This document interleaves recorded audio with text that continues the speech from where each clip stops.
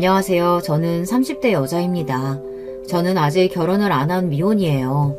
사실 얼마 전까지만 해도 결혼 생각은 전혀 없었어요. 그런데 지금 만나는 남자친구를 만나고 나서는 생각이 바뀌었습니다. 사람이 참 착하고 다정다감해서 이 남자랑 일하면 결혼해서 평생 살 수도 있지 않을까라는 생각이 들더라고요. 사실 제가 성격이 좀 세요. 부모님 두 분 다 공부를 오래 하느라 결혼을 늦게 하셔서 저를 40이 넘어서 낳았거든요. 더군다나 외동딸이다 보니 어릴 때부터 공주처럼 자랐습니다.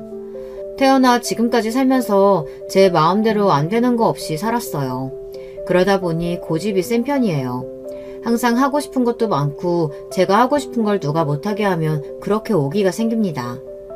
그런 성격이다 보니 지금까지 순탄하게만 살지 않았어요.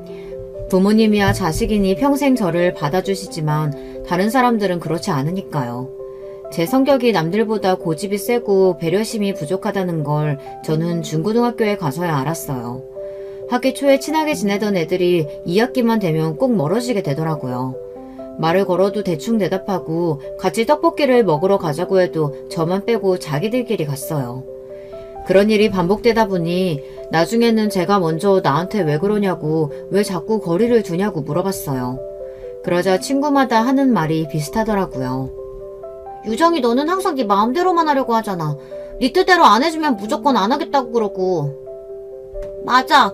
더군다나 우리가 아무리 아니라고 이야기해도 네 생각이 맞는다고 생각하면 다른 사람들의 의견 다 무시하고 고집 피우잖아. 그거 진짜 힘들어. 그때까지 저는 제가 그런 애인 줄도 몰랐어요. 단지 다른 사람들보다 내 생각을 솔직하게 표현하는 사람이라고 여겼습니다. 야, 너네 웃긴다. 그렇게 기분 나빴으면 그때그때 이야기하면 되지. 유치하게 왜 사람을 따돌리고 연락까지 씹어? 너희가 하는 짓은 뭐 착한 짓이냐? 저는 친구들이 좋았어요. 부모님이야 항상 제 편이었지만 형제가 없다 보니 항상 심심하고 외로웠습니다. 그래서 친구들과 있으면 너무 즐겁고 행복했어요. 그런데 문제가 생길 때마다 제가 순순히 미안하다고 하지 않으니 어느새 주변에 친구가 하나도 없더라고요. 저도 알아요. 제 성격이 별로라는 걸요. 점점 더 사람들과 친하게 지내는 게 쉽지 않다 보니 저 나름대로 고쳐보려고 노력도 많이 했습니다.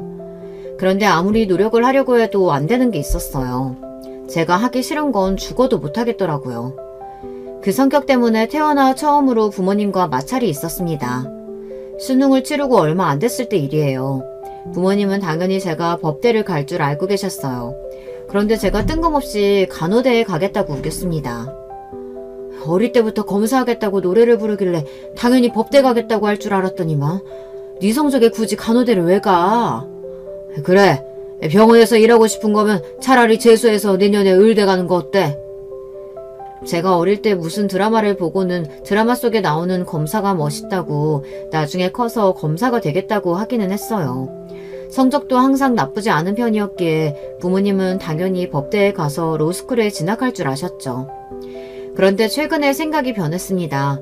무슨 일이 있어도 간호대에 가서 훌륭한 수간호사가 되고 말 거라고요. 나 엄마 아빠가 뭐라고 하든 간호대 갈 거야. 그러니까 재순이 뭐니 그런 소리 하지 마세요. 아니 도대체 이게 무슨 일이야? 내 딸이지만 너처럼 너밖에 모르는 애가 간호사를 어떻게 하겠다고 그래? 그래, 간호사는 누구보다 배려심 넘치고 희생정신이 투철한 사람이어야 해. 너 정말 자신 있어? 당연히 자신 있지. 나처럼 머리 좋은 애는 뭘 해도 잘하는 거 몰라? 나 무조건 수간호사까지 해내고 말 거니까 걱정하지 마세요. 저를 이렇게 고집불통으로 만든 건 오냐오냐 귀하게만 키워주신 부모님 탓인데도 이런 순간에는 또 제 편을 안 들어주시더라고요. 두 분 다 굉장히 이성적으로 저에게 간호사는 안 어울려도 너무 안 어울린다고 하셨어요. 하지만 저는 생각을 바꿀 마음이 전혀 없었습니다. 이미 제 미래는 간호사로 제가 결정했으니까요. 제가 몇 년 전 급성 맹장으로 병원에 입원한 적이 있었어요. 당시에도 반 친구들과 사이가 멀어져서 학교에 거의 혼자 다닐 때였습니다. 그런데 아침부터 아랫배가 슬슬 아프기 시작하더니 점심 먹으러 학교 식당으로 가는 길에 도저히 견딜 수 없어 그대로 쓰러지고 말았어요. 당시에 저는 항상 혼자 다닐 때라 바로 도와주는 친구가 없어서 한참을 그대로 방치되어 있었어요. 그러다가 지나가던 선생님들이 저를 발견해서 그대로 병원으로 보내졌습니다. 그때 급하게 맹장 수술을 받고 통증이 너무 심해서 병원에 일주일이나 입원했었는데요.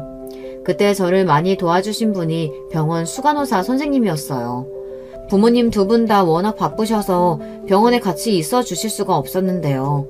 그런 제가 안쓰러웠는지 수간호사 선생님이 제 병실에 자주 들러주셨어요. 일이 바쁘실 텐데도 자주 들러서 말도 걸어주고 산책도 같이 도와주고 하셨어요. 제가 병원밥 맛없다고 자꾸 안 먹으니까 밖에서 제가 먹을 만한 간식들을 사다가 몰래 가져다 주기도 하셨어요. 이거 되게 유명한 빵집에서 사온 거니까 한 번에 먹지 말고 천천히 여러 번에 나눠서 먹어. 또 먹고 싶으면 선생님한테 이야기하고. 와, 대박. 저 이 빵 너무 먹고 싶었는데 감사해요, 선생님. 병원에 있을 때 잠깐 만난 간호사 선생님이었는데도 지금까지 그때의 기억이 생생해요. 어린 제가 보기에도 그 수간호사 선생님은 환자에게 진심이라는 게 그대로 느껴졌거든요. 그때 나눈 대화가 너무 따뜻하고 좋았습니다. 물론 그 선생님이 저에게만 잘해주신 건 아니었어요. 항상 보면 다른 환자들이나 간호사 선생님들에게도 너무나 다정하고 친절하게 대하시더라고요. 그 모습이 너무 멋있어 보였고 닮고 싶다는 생각이 들었어요. 그때까지 한 번도 느껴보지 못했던 존경심이라는 감정이 느껴졌습니다. 학창시절 내내 나의 부족한 성격 탓에 친구들과 멀어지고 힘든 시기를 겪어서 그런지 어린 마음에 더 심하게 감명받아 나도 저 사람처럼 되고 싶다는 마음이 점점 더 커졌습니다.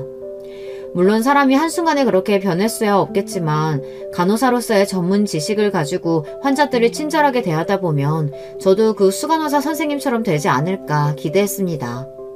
100%로는 아니더라도 그 선생님의 반만이라도 닮아갔으면 좋겠다는 마음으로요. 제 고집이 워낙 세다는 걸 부모님께서도 알기도 하셨고 제가 또 변덕이 심하다는 걸 아시기 때문에 또 언제 마음이 바뀔지 모른다고 부모님은 단순하게 생각하셨어요. 그런데 저는 생각보다 잘 해냈습니다. 간호대학을 다니는 내내 수석을 한 번도 놓치지 않았어요. 덕분에 졸업을 앞두고 우리나라에서 제일 알아주는 명문 대학병원에 단번에 합격했습니다. 저는 그렇게 꿈꾸던 진짜 간호사가 됐어요. 본격적으로 간호사로서 일을 시작하고 나니 학창시절 만났던 그 수간호사 선생님이 더 대단하다고 느껴졌습니다. 이렇게 일이 많고 힘든데 어떻게 그렇게 차분하고 다정한 성품으로 환자들을 대할 수 있는지 신기하기만 했어요. 저는 일은 참 잘하는 간호사가 되었지만 친절한 간호사는 되지 못했어요. 항상 제 가슴속에 품어둔 수간호사 선생님 같은 훌륭한 간호사가 되고 싶었지만 세상이 저를 그냥 그대로 두지 않았습니다. 병원엔 참 별의별 일이 많아요. 간호사에게 욕을 하는 환자도 있고 간호사를 본인 시녀로 아는 환자들도 수두룩합니다. 그러다 보니 자연스레 저는 더 독해지고 말이 없어졌어요. 간호사 생활 5년차가 넘었을 때 일이에요. 대학병원은 워낙 환자도 많고 긴급한 상황이 많다 보니 일의 규칙이라는 게 별로 없습니다. 내일, 니일 가리지 않고 급하면 누구라도 해야 하죠. 그러다 보니 연차가 쌓일수록 전공의들이 해야 하는 일까지 해야 할 때가 많아요. 의사나 전공의들은 본인들이 시간이 나야 병실에 올 수 있지만 간호사들은 항상 병실 앞에 있으니 환자들의 요구를 거절할 수가 없죠. 도대체 언제까지 기다리라는 거야? 어깨에 달린 주사 하나만 빼면 되는데 아무나 와서 해주면 되지. 언제까지 기다리래? 나 바빠. 빨리 빼. 환자분, 안에 피가 보이거나 염증이 생길 수도 있는 거라 전공의 선생님이 와서 해주셔야 돼요. 금방 오실 거니까 조금만 기다리세요. 기다리라고 한 지가 언제야? 일주일 입원하느라 좀이 쑤셔 죽겠어. 빨리 오라고 해. 그날도 환자분이 빨리 퇴원해야 한다고 바닥에 물건까지 던지며 하도 화를 내셔서 전공의가 와서 해야 하는 일을 제가 대신했어요. 간단한 일이지만 제 업무도 바쁜 와중에 왔다 갔다 신경을 써야 하니 슬슬 화가 올라와 있었어요. 이런 일이 하루 이틀도 아니니 저는 애써 참고 환자분의 요구대로 해드렸습니다. 제 경험상 전공의가 또 까먹고 안 오는구나 싶었거든요. 그런데 잠시 뒤 처음 보는 전공의가 간호사실로 급하게 달려오더니 자기 일인데 제가 대신하게 했다면서 미안하다고 하더라고요. 그 환자분이 물건까지 던지고 화내셨다면서요? 제가 빨리 오려고 했는데 교수님 호출이 와서 너무 죄송해요. 괜찮으세요? 괜찮아요. 선생님도 바쁘셔서 그런 건데 누구라도 할 수 있는 사람이 먼저 하면 되는 거죠 뭐.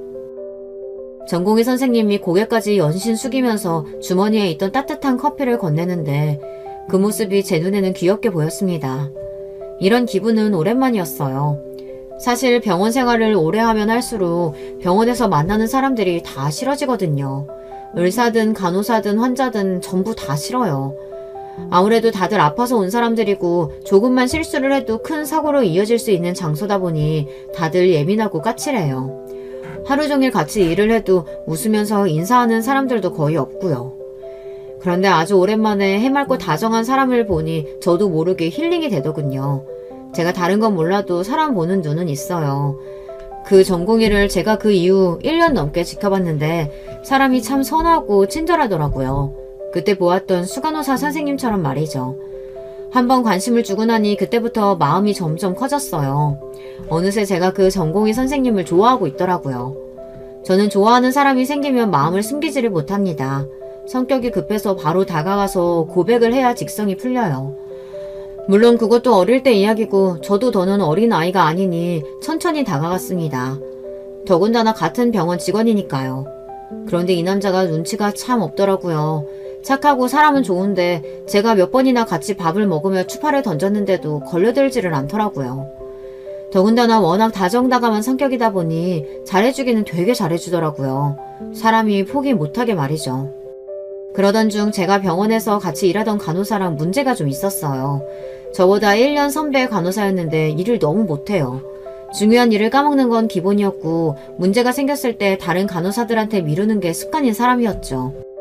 저야 워낙 일을 잘하다 보니 그 선배한테 꼬투리를 잡힐 일이 없었는데 자꾸 본인이 실수할 때마다 다른 간호사들 핑계를 대며 팀 분위기를 망쳤어요.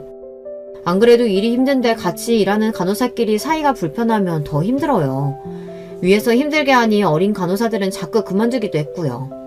저희 팀에 자꾸 어린 간호사들이 그만두니 수간호사님께서 간호사들이 그만두는 이유에 대해 여러 번 물어보셨어요. 한두 번은 모르겠다고 둘러댔는데 같은 일이 반복되니 저도 짜증이 나서 더는 못 참겠더라고요.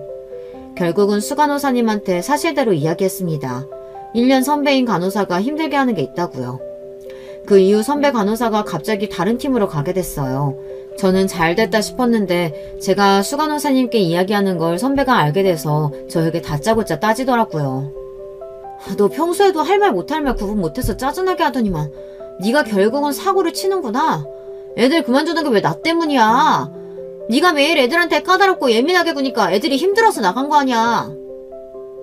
선배 간호사는 또 저에게 책임을 전가하기 시작했어요. 저는 기가 막혀서 웃음도 안 나오더라고요. 저는 어이가 없어 한마디 하려고 자리에서 일어났습니다. 그런데 그때였어요. 생각지도 못한 사람이 나타나 제 편을 들었습니다. 제가 웬만하면 안 끼어들려고 했는데요. 박 선생님이 너무 모르시는 것 같아서 제가 한 말씀 드릴게요. 유정 선생님이야 다른 간호사분들 가르치느라 까다롭고 예민하게 군 거죠. 그만큼 중요한 일이니까요. 근데 박 선생님은 가르쳐주는 것도 없으면서 매일 본인 할 일 다른 간호사한테 넘겨서 부려먹고 본인 잘못한 것까지 다 덤탱이 씌우셨잖아요. 저도 옆에서 보면서 다른 간호사분들이 안쓰럽다고 생각했어요. 그 순간 간호사실에는 고요한 정적이 흘렀습니다. 평소 다정하고 친절하기로 유명한 남자 전공의가 저를 위해서 나서서 제 편을 들어주니 다들 놀랄만 했죠. 심지어 제 이름까지 붙여서 유정 선생님이라고 부르는데 저도 많이 놀랐어요. 평소 제가 그렇게 관심 있다는 티를 내도 영 반응이 없더니만 중요한 순간에 왕자님처럼 나타나 도와주니 저는 그 전공의 선생님이 더 좋아졌습니다. 이제 더는 물러설 곳이 없었어요. 저는 얼마 뒤 전공의 선생님에게 고백하고 사귀기 시작했습니다. 고백할 때까지만 해도 분명 차일 거라고 판단하고 한 고백이었는데 이 남자가 덥석 받아주더라고요. 심지어 본인도 오랫동안 저를 좋아했답니다. 제가 워낙 숫기가 없어서 표현을 못하는데 유정 선생님이 먼저 고백해 주시니까 너무 좋아요. 이 선생님은 정말 멋있는 것 같아요. 살다 남자한테 멋있다는 소리는 처음 들어봤습니다. 지금까지 제가 만나온 남자들은 다들 저에게 성격이 까칠하네, 자기밖에 모르네 이러면서 이기적이라고 했어요. 그래서 그런지 연애를 시작해도 반년 이상 해본 적이 없었죠. 그런데 이 남자친구와는 뭔가 달라도 너무 달랐습니다. 제가 뭘 해도 좋아해주고 응원해줬어요. 저는 대학병원 간호사에 남자친구는 전공의이다 보니 사실 둘 다 연애하기에는 좋은 조건이 아니에요. 둘 다 바빠서 만날 시간도 거의 없으니까요. 그런데 둘 다 병원에서 어떻게 생활하는지 뻔히 다 알아서 그런지 자연스레 서로 배려하고 이해해줬습니다. 이런 연애는 처음이었어요. 전 남자친구들은 제가 3교대라 너무 피곤하다고 바쁘다고 하면 딱딱 근무 시간 지켜가며 일하는데 뭐가 힘드냐고 했어요. 일반 직장인들은 야근에 출장에 출퇴근의 시간이 정해져 있어도 지키지 못한다고 더 힘들다고 투덜거렸어요. 그런데 지금의 남자친구는 본인도 거의 못 자고 일해서 힘들 텐데도 항상 저를 먼저 챙겨주었습니다. 제가 출근하는 시간, 퇴근하는 시간, 자는 시간 미리 확인해서 바쁜 시간은 피해서 연락하고 최대한 쉬는 날에 미리 맞춰서 데이트할 수 있게 시간을 맞췄죠. 남자친구가 먼저 저를 생각해주고 항상 배려해주다 보니 저도 자연스레 성격이 유순해졌어요. 남자친구를 만나는 동안은 화를 낼 일도 없고 고집을 피울 일도 전혀 없었죠. 남자친구는 저를 좋은 사람이 되게 만들어줬어요. 사실 다정하고 친절한 사람이 되기 위해 간호사가 됐는데도 어느새 더 까칠하고 예민해진 저를 보다 보면 마음이 안 좋을 때가 많았습니다. 환자들에게 치여서 힘들 때는 내가 왜 굳이 간호사가 돼서 이런 대접을 받고 고생을 하나 싶을 때도 많았습니다. 그래서 때려치우고 싶은 순간도 있었어요. 예전에 저라면 당연히 박차고 나갔을 거예요. 그런데 남자친구는 그럴 때마다 저에게 응원과 위로를 아끼지 않았습니다. 사실 나도 의사만 되면 모든 게 다 끝날 줄 알았는데 이렇게 힘들 줄 몰랐어. 그래서 매일 울면서 그만둬야 하나 고민했었는데 그때 자기를 만나게 된 거야. 또 할 일 까먹어서 교수님께 욕먹겠다 했던 순간 자기가 영웅처럼 나타나서 도와줬잖아. 거기다가 나한테 짜증낼 수도 있는 상황이었는데도 자기는 별일 아니라는 듯이 싫은 내색도 안 하고.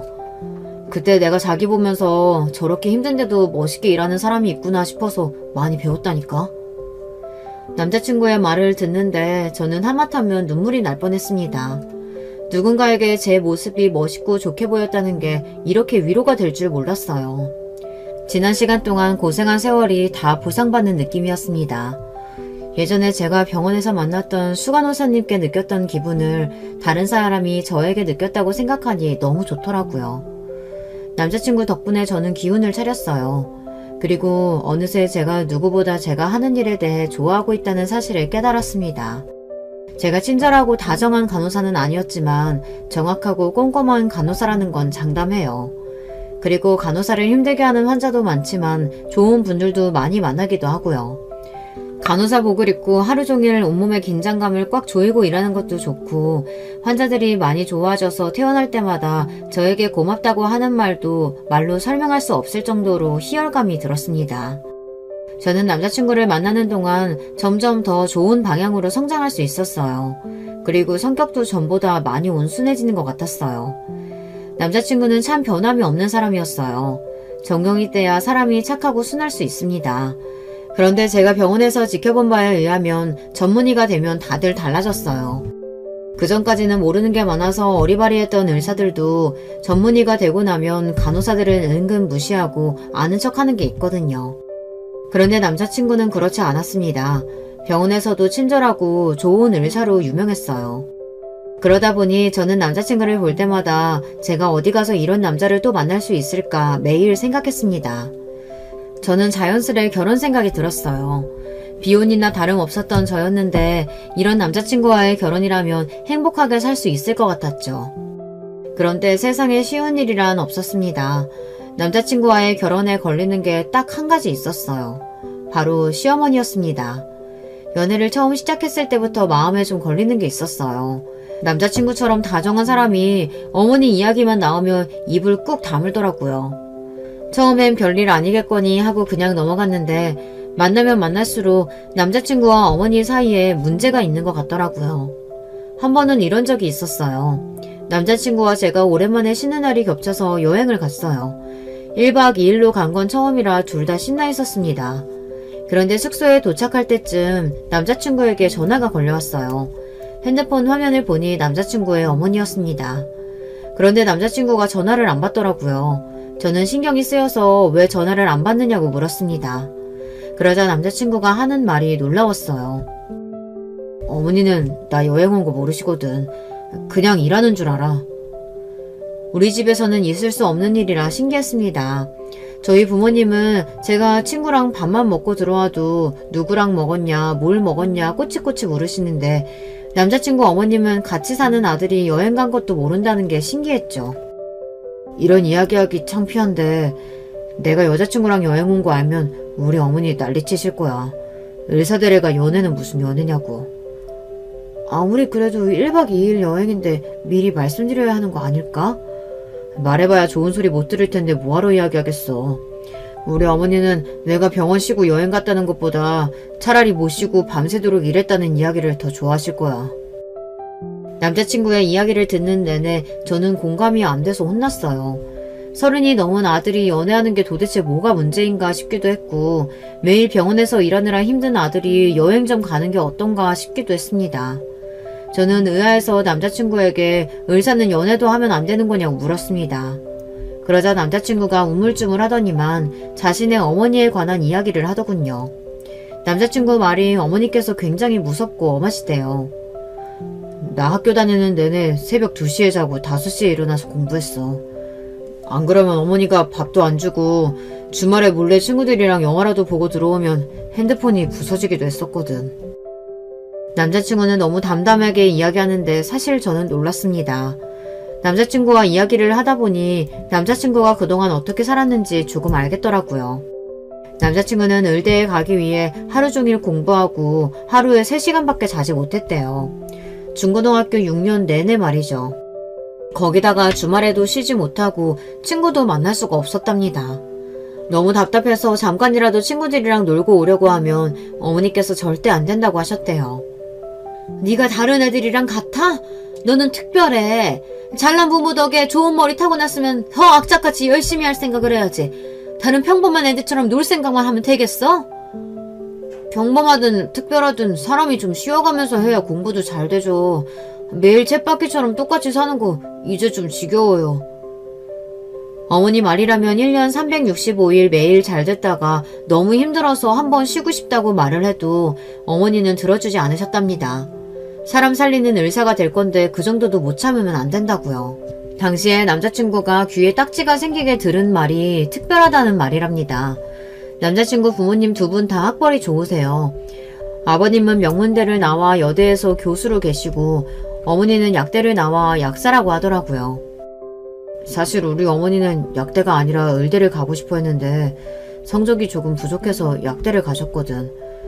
그래서 그런지 내가 혹여나 의대에 떨어질까봐 나보다 더 전전긍긍하셨어. 어머니는 당신이 이루지 못한 꿈을 아들에게 이루게 하려고 학창시절 내내 지독하게 공부를 시키셨나 보더라고요. 그런 이야기를 들으니 저는 남자친구가 더 대단하게 느껴졌습니다. 쉽지 않은 환경에서 이렇게 바르고 훌륭하게 자랐다는 게 진심으로 대단했어요.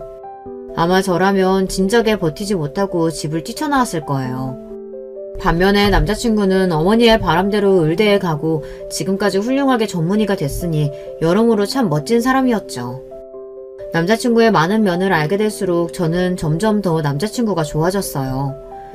그때까지만 해도 남자친구의 어머니를 직접 상대해본 건 아니다 보니 막연하게나마 엄하고 보수적인 분이시구나 이 정도로만 생각하고 있었습니다.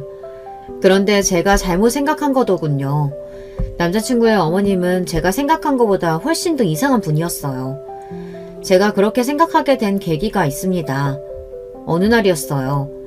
남자친구가 늦은 저녁에 갑자기 집 앞으로 찾아왔습니다. 그러더니 대뜸 주차장으로 내려와 달라고 하더라고요. 그러고는 한다는 말이 결혼하자고 했어요. 이런 말 갑작스럽겠지만 나랑 결혼해 줄래? 제가 좋아하는 후리지아 한 다발을 품에 가득 안고 온 남자친구는 떨리는 손으로 제게 꽃을 건넸습니다. 저는 당연히 좋다고 대답했어요. 남자친구를 만나는 동안 내내 기다리던 순간이니까요. 그때까지만 해도 저는 단순히 프로포즈를 받은 것 정도로만 생각했습니다. 그런데 이게 단순한 일이 아니더군요. 프로포즈를 받은 날 밤 차 안에서 남자친구와 이야기를 나누는데 남자친구가 저에게 굉장히 조심스럽게 말을 꺼내더라고요. 잔뜩 긴장한 얼굴로 말이죠. 이런 말하면 자기가 기분 나쁠 수도 있는데 부끄러워도 사실이니까 그냥 이야기할게. 얼마 전에 어머니께서 당장 선 봐서 결혼하라고 손자리를 구해오신 거야. 남자친구는 혹여나 제 기분이 상할까 눈치를 보며 이야기했어요. 이야기는 이랬습니다. 남자친구 어머니께서 너무 좋은 신부감이 있다며 당장 선을 보고 결혼하라고 하신대요. 아무리 조건이 좋아도 당사자들이 좋아야 만나서 결혼도 하는 거지. 자기 여자친구 있다고 아직도 말 안 했어? 저는 기분이 나쁘지 않았습니다. 남자친구가 부모님께 아직 제 이야기를 안 했다는 건 진작 알고 있었기 때문에 모르셔서 그럴 수도 있다고 생각했어요. 그래서 여자친구 있다고도 이야기하고 지금 만나는 여자친구랑 결혼하고 싶다고도 말씀드렸어. 남자친구는 그래서 급하게 제게 프로포즈를 한 겁니다. 급한 마음에 이미 벌써 부모님께 결혼할 사람이 있다고 이야기한 상태라 저를 부모님께 소개하고 싶다네요. 저는 내심 기분이 좋았어요. 저야 남자친구를 만나는 내내 결혼 생각을 했었지만 남자친구는 그동안 한 번도 먼저 결혼 이야기를 하지 않아 나랑 결혼할 생각이 없는 건가 걱정이 되기도 했었거든요. 그런데 제가 결혼을 너무 쉽게 생각했나 봐요. 제가 남자친구 부모님께 인사를 드리러 가겠다고 남자친구에게 이야기를 했는데도 그 뒤로 말이 없더라고요. 저는 한번 이야기가 나왔으니 아무래도 신경이 쓰여서 언제 갈까 남자친구에게 물었습니다. 그런데 제 말에도 남자친구가 우물쭈물 말이 없더라고요. 그래서 저는 아직 부모님께 제대로 말씀을 안 드렸나 싶어 더 묻지 않았습니다. 제가 너무 결혼에 목매는 것처럼 보이는 건 저도 싫어서요. 그러던 중 남자친구에게 실망스러운 사건이 생기고 말았어요. 2년 가까이 연애하는 동안 한 번도 남자친구에게 사소하게라도 서운하거나 화가 난 적이 없었는데 그날 2년치를 한 번에 몰아서 화가 나게 했더라고요. 글쎄 남자친구가 저 몰래 어머니께서 소개했다던 그 여자를 만났더군요. 그것도 다른 사람 입을 통해 듣고야 말았어요. 제가 주말에 시댁 행사 있어서 신라호텔 갔었거든요. 그런데 거기서 오준호 선생님 딱 봤지 뭐예요? 되게 어리고 예쁜 여자랑 선보는 것 같더라고요. 분위기가 아주 딱딱하고 불편해 보이는 게 딱 선이었어요. 오준호 선생님 정도면 뭐 어리고 예쁜 여자 만날 수 있지. 이러다가 오준호쌤 조만간 청첩장 돌리는 거 아니에요? 병원 사람들은 신이 나서 떠들었습니다. 그 와중에 저는 화가 나고 짜증나도 티를 낼 수가 없었어요. 저와 남자친구가 연애한다는 걸 병원 식구들은 아무도 모르다 보니 제가 여기서 티를 낼 수가 없었죠. 물론 사내 비밀 연애다 보니 평소에도 일하다 보면 종종 서로의 이야기를 듣고는 해요. 오 선생이 또 뭐를 실수했다더라, 오 선생이 교수님께 혼나고 있다더라 등등 평소 많이 듣습니다. 그런데 이건 상황이 전혀 달랐어요. 일상적인 소리만 듣다가 주말에 다른 여자와 선을 봤다는 소리를 들으니 몸 전체가 뜨거워지며 피가 거꾸로 솟더군요. 저는 점심을 먹자마자 비상구에 숨어 남자친구에게 전화했습니다. 남자친구는 제 속도 모르고 바쁜지 전화를 받자마자 들릴 듯 말 듯 소리로 전화를 받더군요. 자기야, 내가 지금 조금 바쁜데 금방 다시 전화할게. 아무것도 모른다는 듯 해맑은 남자친구의 목소리에 저는 화가 치밀어 올랐어요. 그래서 저도 모르게 흥분해버리고 말았어요. 너만 바빠? 나도 바빠. 바쁜 와중에 화가 나서 도저히 일을 할 수가 없어서 전화한 거야. 너 주말에 선 봤다며? 내가 모를 줄 알았어? 남자친구에게만은 절대 보여주고 싶지 않았던 모습인데 결국은 제 진짜 모습을 남자친구에게 보이고 말았습니다. 남자친구가 저보다 한 살 나이가 어리기 때문에 절대 남자친구에게 야라고 부르지 않았어요. 그런데 결국은 내지르고 말았습니다. 하지만 그렇다고 해서 이건 그냥 좋게 넘어가줄 수 있는 문제가 아니었어요. 그날 저녁 퇴근한 이후 남자친구는 저를 만나 애써 그날 일에 대해 변명했습니다. 남자친구는 어쩔 수 없었답니다. 선자리에 나가지 않으면 안 될 이유가 있었대요. 이유? 아무리 대단한 이유가 있어도 그렇지 어떻게 나를 두고 딴 여자랑 선을 보러 나갈 수가 있어? 저는 태어나서 그런 모욕감을 느껴본 건 처음이었어요. 안 그래도 제가 남자친구보다 나이가 많다는 게 신경 쓰이는데 젊은 여자와 선을 봤다고 하니 기분이 더 나쁘더라고요. 나도 정말 어쩔 수 없었어. 내가 선자리 안 나가면 어머니가 절대 자기 안 만나준다고 해서. 그래서 그런 거야. 내 입장에서는 방법이 그거밖에 없었어. 나도 그 자리에 나가는 거 진짜 고역이었다니까. 남자친구의 말에 저는 순간 충격을 받아 말문이 턱하고 막히고 말았습니다. 남자친구의 어머니께서 저를 안 만나겠다고 하셨다네요. 내가 말했었잖아. 우리 어머니 말 통하는 사람 아니라고. 자세하게 이야기해봐야 자기만 너무 실망하고 힘들 것 같아서 내가 상황을 미리 이야기할 수가 없었어. 남자친구 어머니는 여자친구가 있다는 말에도 계속해서 선을 보라고 압박을 하셨대요. 남자친구는 아무래도 안 되겠다 싶어 어머니와 계속 싸우다가 조만간 저를 데리고 인사시키겠다고 했답니다. 그랬는데도 남자친구 어머니께서는 절대 저를 만나지 않겠다고 하셨답니다. 남자친구가 끝까지 이유를 이야기 안 하려고 하는 거 제가 꼬치꼬치 캐물어서 결국은 듣고야 말았어요. 그런데 그냥 듣지 말 걸 그랬습니다. 막상 듣고 나니 마음이 좋지가 않더군요. 남자친구 어머니는 제가 나이가 많은 것도 싫고 직업이 간호사라는 것도 싫다고 절대 이 결혼은 허락할 생각이 없다고 하셨답니다. 남자친구가 너무 아깝다고요. 사람 초라해지는 거 한순간이더군요. 남자친구는 혹시나 제가 상처를 입었을까봐 연신 본인 어머니가 이상한 거라고 속상해하지 말라고 이야기했지만 이미 어머니의 생각을 제가 들은 이상 그 전으로 돌아갈 수는 없었어요. 그런 이야기까지 듣고 나니 저는 태어나 처음으로 위축된다는 느낌을 처음 느껴봤습니다.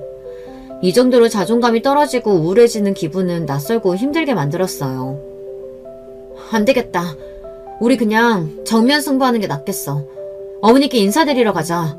어머니께서 나를 안 만나봐서 그렇지 나 보면 분명 좋아하실 거야. 저는 이대로 가만히 있는 건 제 스타일이 아니다 싶었어요.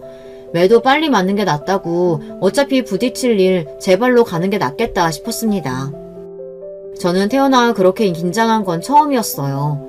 예전에 대학 면접을 볼 때도 병원 면접을 볼 때도 이렇게 긴장한 적이 없었는데 시어머니를 처음 만난다는 생각에 손까지 덜덜 떨릴 정도로 긴장이 되더라고요.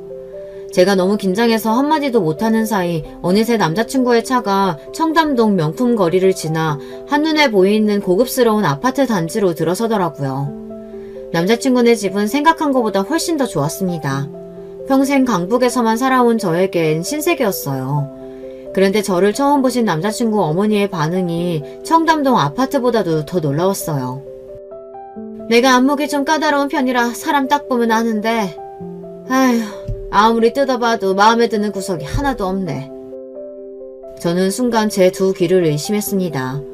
저와 남자친구가 자리에 앉자마자 인상을 팍 구기시면서 저에게 마음에 안 든다고 돌직구를 날리시더라고요.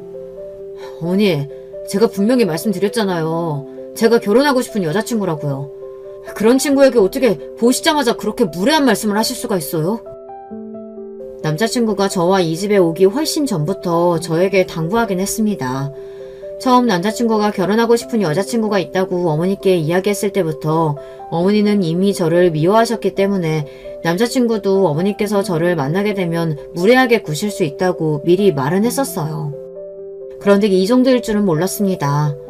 지금까지 살면서 환자들에게 별의별 말을 다 들어서 이 정도쯤이야 괜찮을 줄 알았는데 막상 좋아하는 남자친구 어머니에게 이런 소리를 들으니 저도 귀가 빨개질 정도로 화가 나더군요. 하지만 저에 대해 모르면서 하시는 이야기이니 애써 한 귀를 듣고 한 귀를 흘려야겠다 싶었습니다. 제가 결혼하고 싶은 남자의 어머니니까요. 어머니께서 저에 대해 아직 잘 모르셔서 그러시는데요. 저랑 준우씨 서로 많이 좋아해요. 결혼해서 살면 예쁜 아이들 낳고 잘 살 자신 있어요. 그러니까 조금만 더 지켜봐달라. 예쁘게 연애하는 모습 어머님도 보시다 보면 자연스레 저를 좋아하게 되실 거라 이런 이야기를 하려던 참이었습니다. 그런데 남자친구의 어머님은 그새를 참지 못하고 제 말을 자르시더군요. 그러더니 한층 격앙된 목소리로 저에게 화를 냈어요. 그러더니 하시는 행동이 기가 막혔습니다. 생긴 건 안 그렇게 생겨서는 네가 아주 여우가 따로 없구나. 아주 오늘 우리 집에 작정하고 왔네 왔어. 어디 간호사 주제 감히 우리 의사 아들을 넘봐? 너 넘치도 없니? 순식간에 자리에서 벌떡 일어난 어머님께서 갑자기 제 머리끄댕이를 잡고 마구 흔들었어요. 저는 태어나 난생 처음 겪는 상황에 너무 당황해서 어머니의 손에 끌려다녔습니다. 내가 웬만하면 전작해 이야기하고 보내주려고 했는데 이게 아주 보통이 아니네. 나는 죽었다 깨어나도 너 같은 며느리 볼 생각 없으니까 이 딱지고 저리 꺼져. 내 아들 옆에서 떨어지라고. 너무도 순식간에 일어난 일이라 저도 너무 당황했어요. 역시나 놀란 남자친구가 어머니의 허리를 잡아 밀어내지 않았더라면 저는 그대로 머리털이 다 뽑히고 말았을 거예요. 그 순간 너무 억울하고 어이가 없어서 저도 눈이 번쩍 뜨이더군요. 저는 순간 날카로워진 눈매로 어머니를 쏘아봤어요. 이런 아줌마가 어떻게 남자친구처럼 좋은 사람의 어머니일 수 있는지 이해가 안 돼서요. 저는 화가 나도 너무 나서 숨까지 벅차올라 씩씩거렸습니다. 그리고 순간 결혼이고 뭐고 이 아줌마의 콧대를 꺾어버리자 싶더군요. 나에 대해서 잘 알지도 못하면서 이렇게 선 넘으시면 앞으로 어쩌시려고 이래요? 제 말에 남자친구 어머님의 얼굴도 뜨겁게 타오르더군요. 뭐야? 이 버리장머리 없는 년이? 어디서 가면 큰 소리야? 내가 너 같은 년 때문에 책임을 지긴 뭘 져? 이때다 싶어 저는 허리를 곧게 펴고 남자친구 어머님을 똑바로 마주하고 섰습니다. 그리고 지금까지 꾹 참고 있었던 말을 뱉어버렸어요. 제가 어머님 부담스러우실까봐 이런 말까지는 안 하려고 했는데 말씀드려야겠네요. 제가 간호사이긴 한데 우리 병원 병원장이 바로 우리 아버지예요. 이제 좀 아시겠어요? 남자친구에게조차 말하지 않았던 사실을 끝내 제가 이야기하고 말았습니다. 네, 맞아요. 사실 저희 아버지께서 의사셨습니다. 심지어 제가 다니고 있는 대학 병원 병원장이세요. 병원장 딸이 같은 병원 간호사라고 하면 병원 직원들이 다들 불편해할 게 뻔하니 저와 아버지는 둘 다 비밀로 하고 병원에 다녔어요. 더군다나 남자친구도 같은 병원의 의사이다 보니 혹시나 불편해할까 싶어 이야기하지 않았습니다. 지금까지 병원에 다니면서 별의별 일이 다 있었지만 그럴 때마다 병원장 딸이라는 사실만은 이야기하지 않으려고 혼자 힘으로 악착같이 버텼습니다. 아버지 백으로 편하게 일한다는 이야기만은 절대 듣고 싶지 않아서요. 그런데 저도 엄한 사람한테 머리끄댕이를 한번 잡히고 보니 눈에 뵈는 게 없더군요. 이런 몰상식한 아줌마에게는 말을 해야 할 것 같았어요. 자기야, 그게 무슨 말이야? 병원장님이 자기 아버님이라고? 자기한테까지 이야기 못해서 미안해. 아버지가 은퇴하실 때까지는 비밀로 하자고 하셔서 나도 어쩔 수 없었어. 근데 사실이야. 남자친구에게는 아버지께서 내년이면 임기가 끝나실 예정이라 그때가 돼서 이야기할 생각이었어요. 그런데 제가 먼저 이 이야기를 하게 될 줄은 꿈에도 몰랐습니다. 그 정도로 너무 화가 났어요. 반면 남자친구는 지금 현 상황이 혼란스러운지 털썩 소파에 주저앉았습니다. 그런데 어이가 없는 상황은 여기서 끝이 아니었어요. 더 어이가 없었던 건 저희 아버지가 병원장이라는 이야기를 한 직후 남자친구의 어머니의 태도가 180도 달라졌다는 겁니다. 몇 번이나 저에게 그 말이 사실이냐고 확인하시더니만 순식간에 표정이 달라졌어요. 바로 조금 전 움켜쥐셨던 제 머리를 급하게 쓰다듬으면서 자신도 모르게 너무 흥분해버렸다고 하시더라고요. 어머마, 얘 좀 봐. 그런 중요한 이야기를 왜 안 하고 숨기고 있었어? 너 보기보다 애가 참 겸손하고 괜찮구나? 내가 오해했다. 얘, 우리 별거 아닌 일로 괜히 서로 감정 상하지 말고 앉아서 차근차근 다시 이야기해보자. 제 손까지 지그시 잡으면서 자리에 앉으라고 등을 토닥여주는데 순간 저도 모르게 등에 소름이 돋더라고요. 그 모습에 미간을 찌푸리는 건 남자친구도 마찬가지였습니다. 그러고는 남자친구가 버럭 소리를 질렀어요. 어머니, 창피하게 지금 뭐 하시는 거예요? 조금 전까지 유정이 간호사라고 무시하고 머리까지 잡으시더니만 아버님이 병원장이라는 소리 듣자마자 태도가 바뀌시는 거예요? 어머 아들, 내가 언제 네 여자친구를 무시했다고 그래? 간호사 너무 좋지. 의사 남편이랑 간호사 아내 나중에 개업하면 같이 일도 하고 얼마나 좋아? 그치 유정아? 아참, 아버님은? 은퇴하시면 어떻게 하실 생각이시니? 따로 병원 개업하실 생각은 없고? 이런 말 제 입으로 하고 싶지 않지만 정말 살다 이런 분은 처음 봤습니다. 병원에서 일하면서 별의별 사람들을 다 만나봤다고 생각했는데 제가 만나본 사람들은 양호한 거였어요. 명색이 명문대 약대를 나와 약국까지 운영하신다는 분이 어쩜 저렇게 뻔뻔할 수가 있는지 모르겠습니다. 조금 전 저에게 하신 행동은 까마득하게 잊으신 건지 아무렇지 않은 얼굴로 저희 아버지의 안부까지 물으시고 병원장 자리에서 은퇴하시면 어떻게 하실지까지 물으시더라고요. 저는 진심으로 너무 당황해서 말문이 막히고 말았습니다. 내가 첫 만남에 왜 이런 질문까지 하냐면 사실 내가 지금 운영하는 약국 건물이 원래는 전체가 다 병원 건물이거든.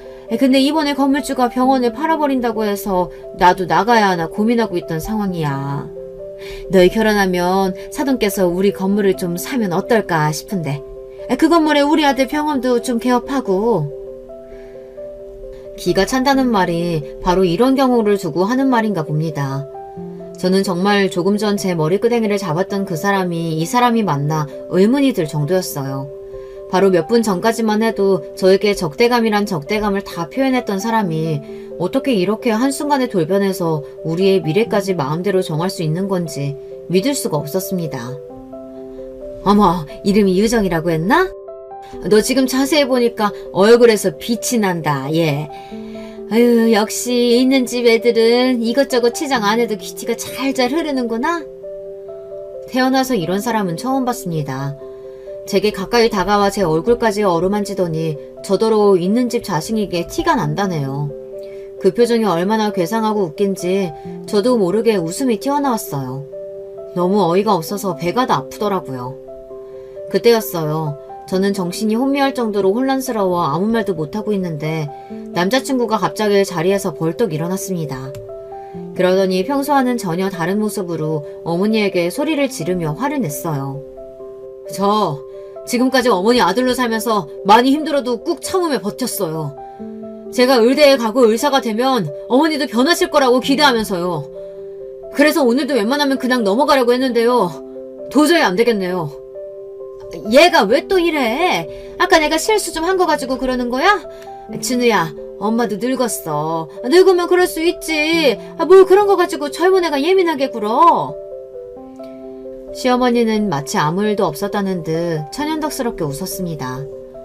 어머니는 도무지 부끄러움이라는 걸 모르세요?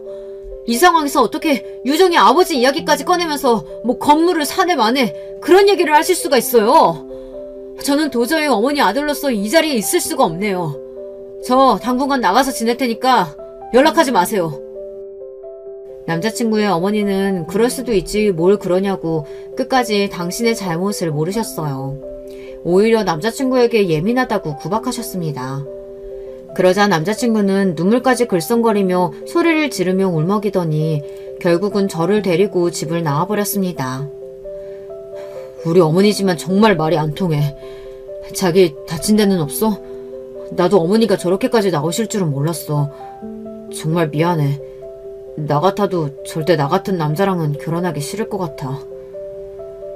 남자친구는 저를 집으로 데려다주는 길에 잔뜩 일그러진 얼굴로 시무룩해져서는 저에게 사과부터 했습니다.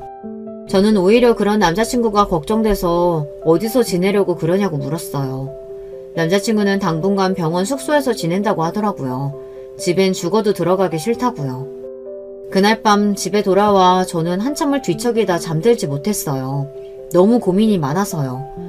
속이 답답해서 거실에 혼자 앉아 멍하니 생각을 하고 있는데 그런 저를 발견한 아버지께서 무슨 일이냐고 물으셨습니다. 남자친구네 집에 갔다 온다고 하더니만 왜 이렇게 시무룩해 있어? 그 집에서 무슨 일 있었어? 아버지의 자상한 음성에 저도 모르게 눈물이 쏟아지고 말았습니다. 갑자기 제가 울어버리니 아버지도 당황하셔서 급하게 제 곁으로 다가와 앉으셨어요. 저는 속이 너무 답답한 나머지 그날 있었던 일을 아버지에게 모두 다 이야기하고 말았습니다. 제 이야기에 아버지는 한숨을 크게 쉬셨어요. 오준우 선생 어머니가 네 머리끄댕이를 잡았다고? 아휴 세상에 어디 그런 몰상식한 옆에 내가 다 있어. 아버지는 이야기를 다 들으시고는 너무 속상해하셨어요. 제가 남자친구네 집에 가서 그런 말도 안 되는 대접을 받았으니 당연했죠. 뭘 고민해? 당연히 그런 말도 안 되는 집구석에는 시집가면 안 되지.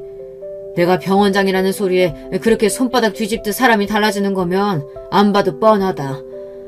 아무리 남자가 좋아도 시어머니 자리가 그 모양이면 안 하는 게 맞아. 나도 이 결혼은 반대니까 많은 시간 내에 정리해. 아버지도 내가 오준호 선생이랑 사귄다고 했을 때 사람 괜찮아 보인다고 잘 만나보라고 했었잖아. 그거야 사람만 봤을 때 이야기지. 아무리 사람이 괜찮으면 뭘 해. 집안이 똥통인데. 괜히 시간 끌지 말고 아버지 말 들어. 제 생각이 짧았어요. 저도 혼자서 감당하기엔 너무 힘들어서 아버지께 말씀드린 건데 아버지마저 저와 남자친구 사이를 반대하셨어요. 나이도 있는데 결혼할 상대가 아니면 하루빨리 정리하는 게 맞다고요. 저도 아버지 말씀이 맞는다고 생각은 해요. 하지만 남자친구의 어머님은 어머니고 남자친구는 남자친구잖아요. 그런 꼴을 당하고도 저는 남자친구에 대한 마음에는 변함이 없었습니다. 오히려 그 일로 자주 연락도 못하고 만나지 못하게 되자 더 쓸쓸하고 보고 싶었어요. 확실히 그 일이 있고 난 뒤 남자친구와도 어딘가 조금 어색해졌어요. 남자친구도 저에게 전처럼 대하기 어려운지 연락은 하고 있지만 그전처럼 데이트는 하지 못하고 있습니다. 어쩌면 좋을까요? 정말 이대로 남자친구와 헤어지는 게 맞는 걸까요? 하지만 아무리 생각해도 제 인생에서 다시금 또 지금의 남자친구처럼 좋은 사람은 만나지 못할 것 같아요. 이런 고민을 해야 한다는 게 너무도 가슴이 아픕니다. 저보다 경험이 많으신 인생 선배님들께서 제발 좀 도와주세요. 아무리 좋은 사람이고 사랑하더라도 시어머니 자리가 저런 분이면 헤어지는 게 맞는 걸까요? 아니면 감수하고서라도 남자친구와의 결혼을 하는 게 맞는 걸까요? 선배님들의 의견과 조언 댓글로 남겨주시면 하나하나 다 확인하고 참고하도록 하겠습니다. 늦게까지 저의 긴 이야기 들어주셔서 감사해요. 여러분에게는 언제나 즐거운 일만 가득하시길 바라겠습니다. 여러분, 두 번 시작하기 전에 좋아요, 구독 꼭 눌러주실 거죠? 그럼 두 번째 사연 바로 시작합니다. 안녕하세요. 저는 지방에 사는 40대 여자입니다. 오늘은 얼마 전에 일어난 일에 대해 사연을 제보하려고 해요. 주위 친구들에게 말했더니 너무 재밌어 하더라고요. 그러면서 이런 사연은 우리만 알고 있기가 아쉽다고 해서 저도 제보하게 됐습니다. 이 사연을 듣고 계신 분들 중에 혹시 기혼이신 분들은 저를 많이 이해하실 거예요. 왜냐하면 오늘 사연은 바로 고부 갈등, 시집살이에 관한 사연입니다. 대한민국 며느리라면 아주 작게라도 시집살이를 대부분 당하셨을 거예요. 당장 우리 엄마도 친할머니에게 시집살이를 심하게 당하셨어요. 야, 반찬이 이게 뭐니? 아유, 도대체 집에서 어떻게 배웠길래 이래? 저는 친할머니와 태어날 때부터 같이 살았습니다. 그런 제가 기억하는 친할머니는 동화 속에 나오는 마녀였어요. 착한 우리 엄마를 마구 괴롭히는 마녀요. 실제로 우리 친정엄마는 제가 태어나서 만난 사람 중에 제일 선한 사람입니다. 어디 가서 싫은 소리 절대 못하고 항상 사람들에게 친절하세요. 안타깝게도 엄마는 부모님을 일찍 여의셨어요. 그래서 고아인 상태로 시집을 가게 되셨습니다. 친할머니는 그런 엄마가 만만하고 싫었는지 시집살이를 매우 심하게 하셨어요. 엄마, 그만해요. 숙자한테 도대체 왜 그렇게 대하세요? 지혜가 보고 배우잖아요. 내가 뭘 했다고 그래? 결혼하더니 기 여자한테 빠져서 지 엄마한테 저러는 것 좀 봐. 돌아가신 네 아빠한테 부끄럽지도 않아? 엄마는 아빠한테 안 부끄러우세요? 며느리한테 야라고 부르는 시어머니가 어디 있어요? 다행히 엄마에겐 아빠라는 든든한 지원군이 있었어요. 하지만 안타깝게도 아빠가 엄마를 감쌀 때마다 친할머니의 괴롭힘은 더 심해졌습니다. 어렸던 제가 볼 때도 심했어요. 더군다나 친할머니는 남아선호 사상이 아주 심한 분이셨어요. 근데 엄마는 자식이 저 하나였습니다. 그래서 대놓고 친할머니께 이렇게 말씀하시기도 하셨어요. 네가 이러니까 아들을 못 낳지. 마음을 곱게 먹어야 아들이라는 선물을 하늘이 주시는 거야. 이런 시집살이는 제가 중학생 때까지 지속됐어요. 그러다 어떤 사건으로 인해 엄마는 저를 데리고 이혼해서 나왔습니다. 그 사건은 바로 친할머니의 병간호 문제였어요. 할머니가 잠깐 마실을 나가셨다가 크게 넘어지셨거든요. 그러면서 허리를 심하게 다쳐 누워 계셔야 했습니다. 정신은 온전한 상태였어요. 야, 아유 나중 내 죽겠다. 아주 시어머니 죽으라고 고사 지내냐? 할머니는 처음엔 방 안에 누워 계셨는데 나중엔 거실에서 생활하셨습니다. 이러면서 엄마가 바닥을 닦거나 집안일을 하면 사사건건 시비를 거셨어요. 제가 보기에도 저건 너무 심하다고 생각했죠. 먼지가 너무 많잖아. 더 빡빡 닦아야 사라지지. 아이 김치찌개 냄새가 왜 이러냐? 더 푹 끓여봐. 우리 아들 나가서 고생하는데 맛있는 거 먹여야지. 아이 청소기 소리 너무 커서 텔레비전 소리가 안 들리잖아. 일부러 이래? 저도 할머니 눈치가 보여 거실은커녕 집에 들어가기도 싫었죠. 엄마는 그래도 웃으면서 할머니의 시집살이를 견디셨어요. 그런데 그러다 아빠와 이혼까지 하게 된 계기가 생겼습니다. 바로 고모가 우리 집에 들어와 살게 됐어요. 고모는 이혼하고 갈 곳이 없다고 우리 집으로 무작정 들어왔습니다. 와서 가만히 있으면 모르겠는데 엄마를 아주 개인 비서로 알더라고요. 나 이거 빨래 좀 해줘. 내일 아침에 입어야 되니까 오늘 저녁엔 해줘. 알겠지? 부탁해. 엄마는 급기야 친할머니와 고모까지 둘 다 시중을 들게 된 거죠. 고모와 할머니는 둘이 같이 엄마를 얼마나 괴롭혔나 몰라요. 엄마가 요리하면 그 요리가 짜다, 맛이 없다 혹평하고 청소하면 더 닦으라고 하고 이런 일이 매일 있었습니다. 엄마는 이 과정에 더 참다간 본인이 병이 나게 생겼다고 아빠에게 이혼을 요구했죠. 사실 아빠와 엄마는 사이가 좋으셨어요. 두 분의 관계는 문제가 없었는데 고부 갈등이 유독 심했죠. 고모가 들어와서 엄마와 마찰이 있을 때도 아빠는 나서서 도와주셨거든요. 물론 악효과가 나긴 했지만요. 숙자야, 이혼해도 우리 연락은 계속하고 살면 안 될까? 지혜도 아빠가 필요한 상황이 분명 있을 거야. 제발, 우리 엄마랑 누나가 너한테 시집살이 시킨 건 나도 너무 미안해. 나도 당신 아직 사랑하는데 더는 안 되겠어. 지혜 데리고 당신 모르는 곳으로 가서 살래. 내 새 인생 존중해줘. 그렇게 저는 엄마를 따라 낯선 지역으로 이동했습니다. 엄마는 친정이 없어서 아무 연고가 없는 지역에서 새로운 인생을 시작하셨어요. 너무 멀리 떨어지지 않는 바다가 보이는 지역으로 이동하게 됐습니다. 처음 엄마 손을 잡고 도착했을 땐 굉장히 기뻤어요.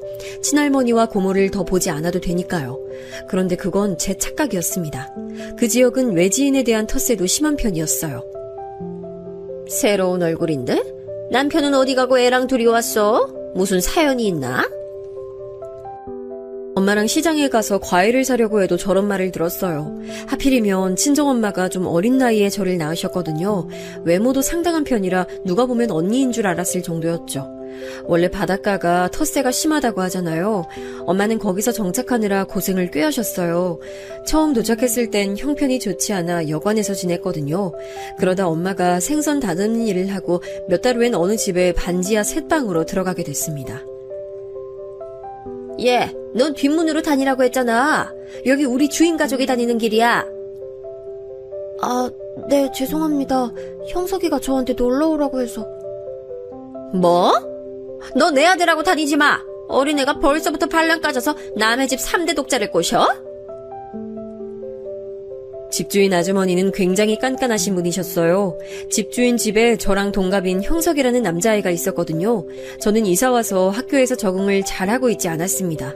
그래서 그래도 안면을 튼 형석이와 가깝게 지냈어요. 제가 엄마 말고 유일하게 의지한 사람도 형석입니다. 근데 집주인 아주머니는 제가 형석이와 같이 다니는 걸 너무나 싫어하셨죠. 급기야 나중엔 우리 엄마한테도 말을 꺼내셨어요. 내가 사정이 딱해서 받아줬는데 그렇다고 딸이 우리 집 아들하고 친하게 지내라는 말은 아니었어요. 네?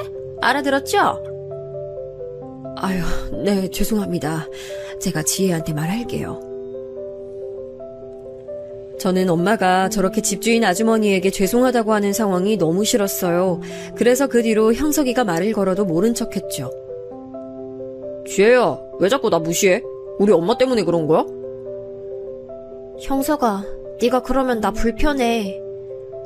우리 엄마 몰래 놀면 되잖아. 나 피하지 마. 형석이는 제가 피할수록 제게 다가왔어요. 하지만 저는 제가 형석이와 가깝게 지내면 우리 엄마가 불편한 상황이 오니까 같이 얘기하기가 싫었습니다. 그렇게 학창시절 내내 형석이를 피했어요. 말을 걸려고 하면 아예 등을 돌리고 도망가곤 했죠. 아예 고등학교는 집하고 멀리 떨어진 여고로 진학하기까지 했어요. 다른 집으로 이사가고 싶어도 형석이네 집이 제일 월세가 저렴했어요. 돈이 없어서 다른 곳으로 갈 수도 없었죠. 그렇게 저는 성인이 됐는데 대학에 가진 않았습니다. 당장 돈이 없어서 공부는 꿈도 꾸지 못했고 공부도 못했어요. 가정 형편이 안 좋으니 사교육을 받을 수도 없었고 냉정하게 제가 공부에 재능이 있지도 않았습니다. 반면 형석이는 국립대학교에 전액 장학생으로 입학하게 됐어요. 우리 아들이 똑똑해서 전액 장학생으로 입학하잖아. 얜 어렸을 때부터 말썽도 안 피우고 얼마나 대견한지 몰라. 내가 만약 우리 아들 안 낳았으면 어쩔 뻔했어? 집주인 아주머니는 틈만 나면 지나가는 사람을 붙잡고 아들 자랑에 빠졌어요. 그렇게 형석이는 대학에 갔고 저는 동네 미용실에 취직하게 됐습니다. 고등학교 때 미용 기술을 배워서 금방 적응할 수 있었어요. 엄마는 시장에서 생선 다듬는 일을 계속하셨습니다. 엄마도 저도 돈을 버니까 이제는 남의 집 새빵살이가 아니고 우리 집을 구할 수 있었어요. 엄마, 드디어 우리도 우리 집이 생긴 거야? 나 너무 기뻐. 우리 지혜가 성인 되자마자 취직해서 그렇지. 이제 결혼만 하면 딱이다. 무슨 결혼이야. 나 엄마랑 평생 살 거야. 내가 엄마 끝까지 책임질 거야. 실제로 저는 결혼 생각은 전혀 없었어요. 엄마가 중학생이었던 저를 책임졌던 것처럼 저도 엄마를 끝까지 책임지려고 했죠. 성인이 되고 제 인생엔 조금씩 변화가 찾아왔습니다. 일단 제일 중요한 일부터 말씀드리면 아빠가 저를 찾아오셨어요. 어서 오세요. 아빠. 지혜야, 우리 지혜 맞구나. 내가 얼마나 찾았는지 몰라. 아빠는 제가 일하는 미용실에 찾아오셨습니다. 아빠 얘기를 들어보니 엄마를 괴롭혔던 할머니는 이미 돌아가셨더라고요. 아빠는 저와 엄마가 떠난 후 많이 힘들어하셨대요. 아빠, 여기 어떻게 알고 온 거야? 그럼 이제 엄마랑 다시 같이 살 거야? 몇 년을 찾았는지 몰라. 예전에 엄마가 바다가 보이는 곳에서 살고 싶다고 했었거든. 그래서 시간이 나면 이 지역을 계속 왔어. 그러다 묻꿈으로 여기까지 왔지. 그런데 지혜야, 아빠가 나중에 돈 많이 벌면 그때 엄마 앞에 나타나고 싶어. 그러니까 아빠 왔다는 사실 비밀로 해줘. 아빠는 엄마에게 모습을 드러내는 걸 꺼리셨어요. 엄마가 당신과 살 때 고생만 한 것 같다고 나중에 손에 많은 것을 들고 나타날 때까지 기다려달라고 하셨죠. 저는 할머니와 고모한테는 나쁜 기억만 있었는데 아빠는 좋은 기억만 있었거든요. 아빠는 우리 엄마와 저한테 최고의 남편이자 아빠였어요. 그래서 아빠의 의견을 존중해줬습니다. 그렇게 아빠는 제 얼굴만 보고 바로 다시 가셨고 종종 저를 보러 오셨습니다. 저도 끝까지 엄마한테 모른 척했죠. 그리고 저는 형석이와의 연애를 시작하게 됐습니다. 제가 형석이를 피해 다녔다고 했잖아요. 성인이 되고 형석이가 대학에 가며 저한테 적극적으로 들이대기 시작했어요. 미용실 앞까지 매일같이 찾아왔고 저를 집까지 데려다 줬습니다. 간식도 자주 사오고 남자임이 필요할 때도 자기 일처럼 도와줬어요. 그런 모습을 보고 저도 마음이 점차 열려 사귀게 됐죠. 그리고 우리가 자주 붙어 다니기 시작하자 집주인 아주머니는 미용실까지 찾아오셨어요. 어려울 때 도와줬더니 은혜를 이렇게 갚어? 어떻게 다른 사람도 아니고 네가 우리 아들을 꼬셔? 우리 아들은 똑똑한 집안 좋은 사람하고 결혼해야 돼. 자꾸 미용실에 찾아와서 저러니 원장님과 손님들 눈치가 보였습니다. 실제로 원장님은 제게 직접적으로 말씀하시기도 하셨어요. 지혜야, 손님들한테 말이 많이 나온다. 물론 형석이가 우리 가게 힘들 때 도와줬던 건 맞는데 내가 곤란하네. 네, 제가 더 찾아오지 말라고 할게요. 죄송해요. 집주인 아주머니는 이 좁은 동네에서 막강한 영향력을 가지고 있었어요. 워낙 집에 돈도 있었고 발이 넓었거든요.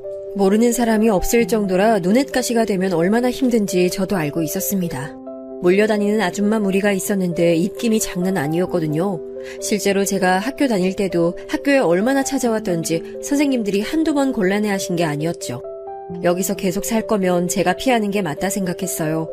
그런데 원래 하지 말라면 더 하고 싶은 게 사람 심리잖아요. 형석이와 저는 집주인 아주머니를 포함해 동네 사람들 몰래 만나기 시작했습니다. 일부러 다른 동네에 가서 만나기도 하고 밤늦게 보기도 했죠. 그리고 그렇게 시간이 지나고 저는 인생에서 가장 큰 사건이 발생하게 됐어요. 네? 뭐라고요? 선생님 다시 봐주세요. 그럴 리가 없어요. 말도 안 돼. 다시 봐도 맞아요. 지금 임신 4개월이에요. 왜 지금까지 안 왔어요? 이 정도면 임신 증상 있었을 텐데. 아무튼 4개월 맞아요. 제가 원래 몸이 좋지 않아 생리를 건너뛰는 일이 많았거든요. 그리고 임신 초기 증상도 그냥 피곤해서 그런 줄 알았어요. 그때 당시 미용실도 바빠서 단순히 체력 문제인 줄 알았죠. 너무 놀란 마음에 엄마한테 말도 못하고 바로 형석이에게 말했습니다. 지혜야, 결혼하자. 난 우리 아기 절대 못 지워. 내가 책임질게. 마침 나도 이제 곧 졸업하니까 우리 같이 살자. 우리만 좋다고 될 게 아니잖아. 어른들 반대는 어떡해? 우리 엄마는 내가 설득한다고 해도 너네 엄마는... 나 벌써 무서워. 그건 내가 알아서 할게. 우리 엄마 나한텐 꼼짝 못하는 거 알지? 내가 세게 나가면 될 거야. 너무 걱정하지 마. 형석이는 초조해하는 저를 달래줬어요. 초산이기도 했고 어렸던 저는 배가 그렇게 나오지 않았거든요. 말하면 지우라고 할까봐 저는 일부러 임신 막달에 어른들에게 알렸습니다. 형석이도 동의한 생각이었죠. 양가 부모님 반응은 엄청났습니다. 아니 지혜야, 이게 무슨 소리야. 갑자기 임신이라니. 아니 막달이라니. 그러면 다음 달에 아기를 낳겠다는 거야? 아니 나는 네가 형석이랑 만나는 건 알았는데 임신한 줄은 몰랐지. 너 아직 어려. 지워. 못 지워. 이미 막달인데 어떻게 지워. 그리고 나 이 애 키울 거야. 형석이랑 이미 얘기 끝났어. 나도 미용실에서 일하고 형석이도 곧 졸업하고 취직하면 키울 수 있어. 결혼이 장난이야? 넌 내가 그렇게 시집살이 당해서 이혼까지 했는데 아니 왜 지옥불에 네 발로 들어가려 해. 딱 봐도 너네 시어머니 될 사람 보통이 아니잖아. 엄마는 그런 집에 너 시집 못 보내. 아우 진짜 엄마 속상하게 할래? 장모님, 제가 책임지고 엄마 설득할게요. 아버지는 항상 제 편이니까 엄마는 제가 말 잘해볼게요. 절대 지혜한테 피해 안 가게 할게요. 형석이는 우리 엄마를 안심시키려고 노력했어요. 하지만 처음 시댁으로 인사 갔을 때 시어머니는 저에게 엄청난 반응을 보이셨습니다. 저도 자라면서 친할머니가 엄마를 괴롭히는 걸 봤잖아요. 비교하자면 우리 시어머니의 시집살이가 훨씬 심했습니다. 일단 첫 만남에서 시어머니는 제 옆에 있던 쿠션을 집어 던지셨어요. 엄마 왜 그래요? 그래도 제 아이 임신한 사람한테. 나가! 순진하고 똑똑한 내 아들 꼬셔서 키놓고 임신을 해? 내가 너 중학생 때부터 알아봤어. 내가 그럴 줄 알았으면 왜 네 엄마랑 너를 받아줬을까? 아유 두야 아유. 시어머니는 저를 향해 고래고래 소리 지르셨어요. 너무 놀라 눈만 동그랗게 뜨고 있던 저에게 쿠션을 던지고 나가라고 하셨죠. 시아버지와 남편이 말리지 않았다면 저는 시어머니의 발길질에 맞았을 거예요. 시아버지라고 저에게 환대하는 모습을 보인 건 아니었습니다. 하지만 시어머니의 반응이 너무 격렬해서 상대적으로 시아버지는 신경 쓰이지 않았어요.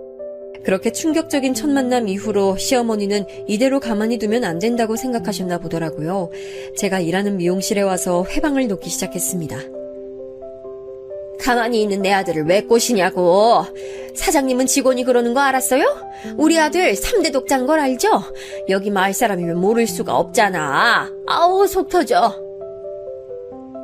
하루에도 몇 번씩이나 찾아와서 저렇게 회방을 놓으니 나중에 원장님은 제게 말씀하셨어요. 지혜야, 그만 나와줬으면 좋겠어. 자꾸 저렇게 찾아오니까 나도 손님들 보기가 좀 그렇네. 너도 곧 출산하면 어차피 일 못하니까 그래도 내가 월급은 조금 더 넣었어. 좋게 마무리하자. 원장님에게 나쁜 감정은 없었어요. 저 같아도 매일 저렇게 찾아오면 불편할 것 같았거든요. 시어머니는 심지어 우리 엄마가 일하던 가게까지 찾아갔습니다. 딸이 뭐하고 돌아다니는지는 알아야 할 거 아니야. 내 아들 인생 어떡할 거냐고. 우리 엄마한테 왜 그러세요? 저한테 뭐라고 하세요? 원래 자식이 이상하면 부모가 욕먹는 거야. 네가 처신을 잘했어야지. 시장에 있던 모든 사람이 지켜볼 정도로 시어머니는 행패를 부리셨어요. 그런 모습을 보고 저는 이 아이를 낳아야 하나 생각이 들었습니다. 하지만 이미 때는 늦었더라고요. 막달이었고 아기는 금방 나올 기세였죠. 그렇게 저는 양가 반대 속에서 출산하게 됐습니다. 남아선호 사상이 심한 시댁 분위기 때문에 속으로 얼마나 아들을 바랐는지 몰라요. 그런데 태어난 아이는 딸이었습니다. 물론 저는 성별에 상관없이 제 자식이니 사랑스러웠어요. 아이를 낳으니 시아버지는 시댁으로 들어오라고 하셨습니다. 시어머니는 끝까지 반대했지만 시아버지가 들어오라고 하니 별 수 없었죠. 그리고 제 시집살이가 시작됐습니다. 네가 살림을 안 해와서 그런가? 정말 형편없다. 아이 먼지를 다 끓였더니 왜 먼지를 쌓이게 하는 거야? 출산한 지 얼마 되지 않아 몸도 회복하지 못한 상태로 저는 시댁의 집안일을 모두 다 해야 했어요. 시댁이 못 사는 편이 아니라 집이 컸거든요. 2층 집이었는데 그 집을 다 제가 청소해야 했죠. 엄마랑 단칸방에 살던 때는 청소라고 할 게 딱히 없었거든요. 그냥 쓰레기를 제때 버리고 청소기 밀면 끝이었어요. 근데 시댁 집안일은 끝이 없었습니다. 뭐 하나 끝나면 다른 게 기다리고 있었어요. 사실 집안일만 하라고 하면 할 수는 있었는데 문제는 저는 갓 출산한 상태였고 그런 저를 시어머니가 매일 감시하고 있었다는 거예요. 너 아까 2층 바닥 쓸었니? 내가 지금 갔다 왔는데 너무 더러워. 빨리 가서 청소해. 아까 쓸었는데 아기 기저귀만 갈고 제가 다시 할게요. 걔는 여자애라 그런가 왜 이렇게 예민하니? 맨날 빽빽 울기만 하고. 아유, 우리 아들은 어려서부터 참 순했는데 그런 거 보면 너 닮았나 보다. 시어머니는 저한테만 그러는 게 아니고 우리 딸도 싫어하셨어요. 대놓고 딸아이라 예민하다고 하며 울음소리만 들려도 싫어하셨죠. 나중엔 울음소리가 듣기 싫으니 방에서 아기를 데리고 나오지 말라고 하실 정도였어요. 어린 마음에 너무 속상하고 우리 아기가 마치 짐처럼 느껴졌어요. 그래서 아기를 안고 얼마나 울었는지 모릅니다. 남편은 졸업하고 시아버지를 따라 일하고 있었어요. 시아버지는 작은 사업을 하고 계셨거든요. 그 사업을 물려받겠다고 열심히 일을 배우고 있었죠. 그래서 너무 바빴습니다. 저는 결국 시어머니와 단둘이 집에 있는 날이 많았어요. 제가 더 힘들었던 건 시어머니와 말이 너무 많다는 점이었습니다. 저는 종일 시어머니의 친구들 뒷담화를 들어야 했어요. 친구들뿐만 아니고 저는 얼굴도 모르는 본인의 지인들과 친척들 욕을 매일같이 들어야 했죠. 그래서 내가 뭐라고 했는지 알아? 그만하라고 했더니 막 걔 표정이 아우 말도 마라 웃겨가지고 참나. 아이 그리고 다른 애는 걔가 남편하고 이혼했는데 남편이 지를 찾아온다고 그러던데 야, 얘 좀 더 닦어. 그렇지. 소파에 드러누워 텔레비전을 보며 바닥을 닦는 저한테 자꾸 말을 거셨어요.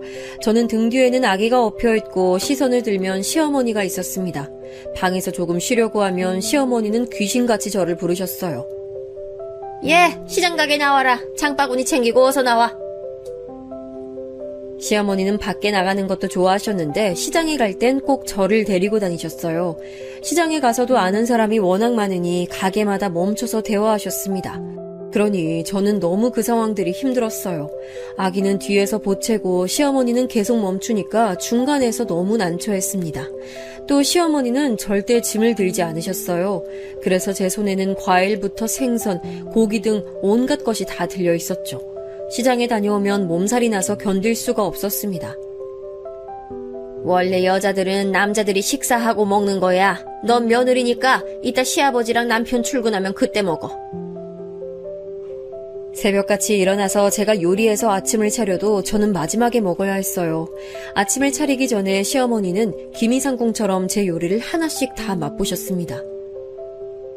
너는 멸치를 왜 이렇게 볶니? 아유, 단맛이 전혀 없잖아. 물려 더 넣어. 아우, 짜! 너 미각이 어떻게 된 거 아니야? 아이, 계란말이 옆에 터졌잖아. 이걸 시아버지 입에 넣고 싶어? 잔소리가 어찌나 심한지 나중엔 요리하기 전부터 머리가 아프더라고요. 종일 옆에서 잔소리와 남의 뒷담화를 듣는 건 절대 쉬운 일이 아닙니다. 또 제가 힘들었던 건 바로 김장이에요. 여러분은 김장을 직접 하시나요? 저는 저때 사건으로 인해 아직도 김치는 사 먹을 정도로 김장에 대한 트라우마가 있습니다.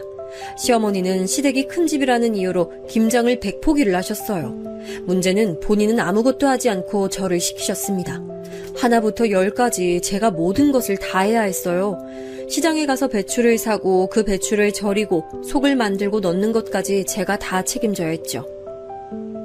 예, 거기 속 안 채워졌다. 그건 너무 많어. 좀 덜어. 아우, 넌 무슨 애가 중간을 몰라. 아, 그래, 그런 식으로. 차라리 김장을 100포기를 시킬 거면 그냥 저를 가만히 냅뒀으면 좋겠더라고요.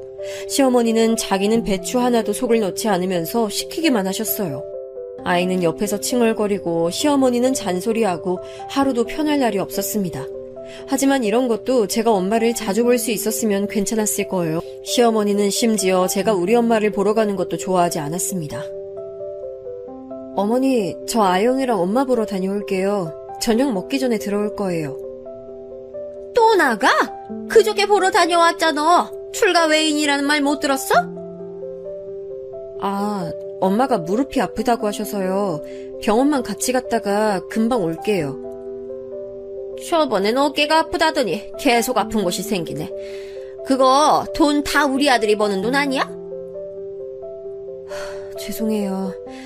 진짜 금방 다녀와서 저녁 준비할게요. 제가 출산하고 시댁에서 살며 미용실 그만뒀잖아요. 그래서 실질적인 소득이 전혀 없었어요. 시어머니는 자기 심기를 거슬리게 하면 항상 경제적인 얘기를 하셨죠. 엄마가 실제로 저 때 몸이 안 좋으셨거든요. 계속 생선 다듬는 일을 하며 몸 쓰는 일을 하시니 몸이 버티질 못했어요. 결국 일하던 가게에서도 그만두게 됐습니다. 시어머니가 찾아가도 눈 하나 깜빡하지 않던 엄마는 몸이 따라주지 않자 그만두셨어요. 가게에서 계속 쭈그려 앉아있느라 많이 힘들어 하셨거든요. 병원에 갔더니 무릎도 발목도 어깨도 성한 곳이 없다고 하셨죠. 그래서 딸이고 제가 하나밖에 없는 자식이라 엄마를 많이 챙겼거든요. 그게 시어머니 눈에는 안 좋아 보였죠. 속상했지만 제가 할 수 있는 게 없어서 더 속상했습니다. 그렇게 시간이 지나고 저는 아이를 한 명도 낳게 됐어요. 이번엔 드디어 아들이 태어났습니다. 저에게 관심이 없던 시아버지도 아들을 낳자 눈에 띄게 좋아하셨어요. 아이고, 우리 예쁜 장손. 우리 손자 낳아줘서 고맙다. 수고했어. 문제는 시어머니였습니다. 시어머니도 남아선호 사상이 매우 심해서 우리 아들은 예뻐하셨어요. 문제는 차별이었죠. 저는 첫째한테 되게 미안한 마음을 가지고 있었거든요. 어린 나이에 낳아 뭣도 모르게 키우기도 했고 제가 시댁에 막 시집와서 해준 것도 전혀 없었거든요. 아이가 보채면 가끔은 저도 너무 힘들어서 달래주지도 못했죠. 그래서 첫째는 또래에 비해 많이 성숙한 편이었어요. 그리고 아이가 원래 더 잘 알잖아요.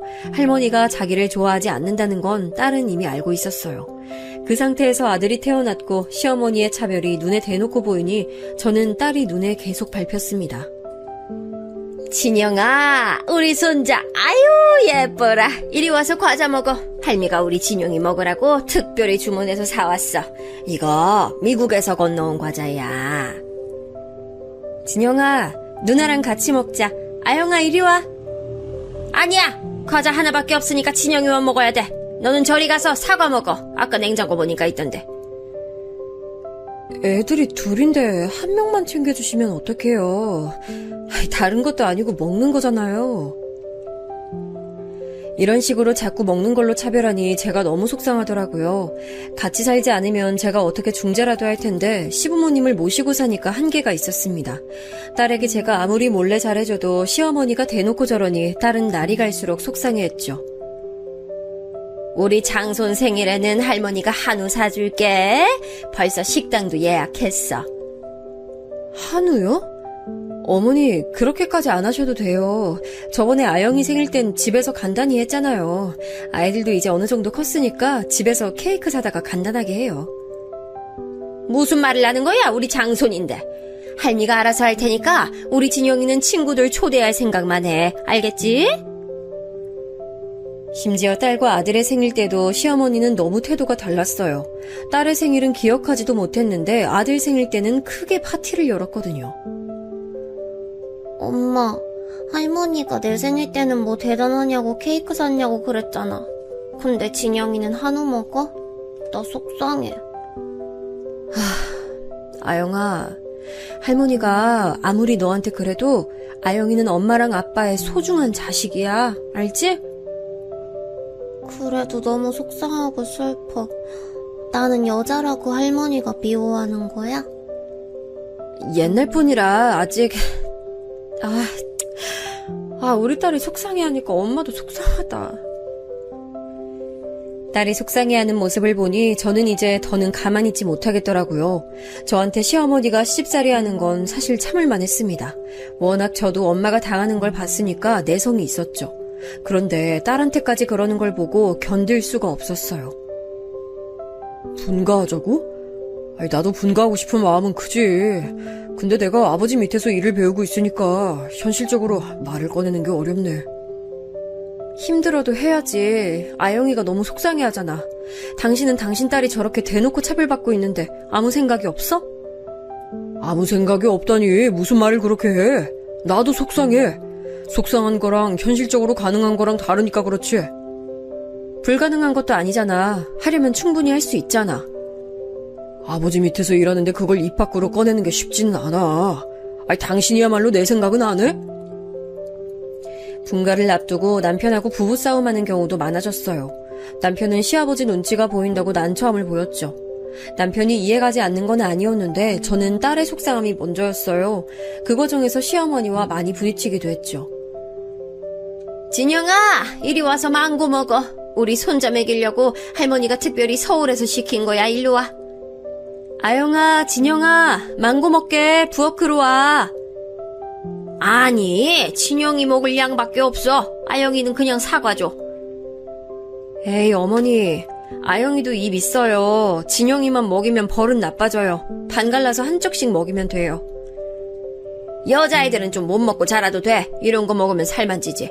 살찌면 보기 안 좋아. 난 여자애들이 뚱뚱하면 보기가 그렇게 싫더라. 아영이 지금도 말랐어요. 살쪄도 돼요. 오히려 병원에서는 너무 말랐다고 찌라고 하더라고요. 내 눈엔 그렇게 안 보여서 모르겠어. 딸만 챙기지 말고 아들 좀 챙겨봐. 대를 잇는 건 결국 아들이야. 제가 시어머니 앞에서 딸을 많이 감싸니까 시어머니는 더 오기가 생겼나 봐요. 나중엔 대놓고 아들만 챙기기 시작했어요. 시어머니가 남아 선호 사상이 심한 건 알고 있었는데 이 정도인 줄은 몰랐습니다. 아니, 어쩌면 저와 기싸움을 하려고 그런 걸 수도 있겠죠. 저라고 아들이 예쁘지 않은 게 아니었어요. 제 배에서 나왔는데 어떻게 차별하겠어요? 저는 그냥 둘 다 제 자식이니 동등하게 대하려고 했던 거였죠. 그런 제 모습이 시어머니는 원래도 아들을 많이 챙겼는데 더욱 심해졌죠. 심지어 놀이공원을 아들만 데리고 가더라고요. 딸도 그 놀이공원을 엄청 좋아하거든요. 이건 분명히 의도된 행동이었어요. 어머니, 아무리 그래도 진영이만 데리고 가시면 어떡해요. 아영이도 데리고 가주셔야죠. 딸은 네가 나중에 데려가. 원래 아들은 바깥 세상 구경도 많이 해야 좋은 거야. 아영이 네가 집에서 살림이나 알려줘. 그래도 남매잖아요. 어머니가 이러시면 애들도 속상해해요. 그리고 무슨 살림이에요? 아영이 똑똑해서 성적도 상위권인데요? 그러면 뭐하냐? 그렇게 똑똑한 딸 네가 데리고 가라고. 난 우리 손자 데리고 갈 거니까. 엄마랑 누나랑 같이 가고 싶어요.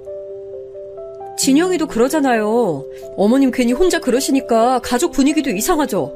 제발 그만하세요. 제가 뭐라 해도 아들의 손만 잡고 시어머니 앞을 가로막았어요. 마침 아들도 가기 싫어하는 눈치라 일부러 아들과 딸을 데리고 집을 나왔습니다. 그리고 일부러 저녁 늦게까지 우리끼리 놀았어요.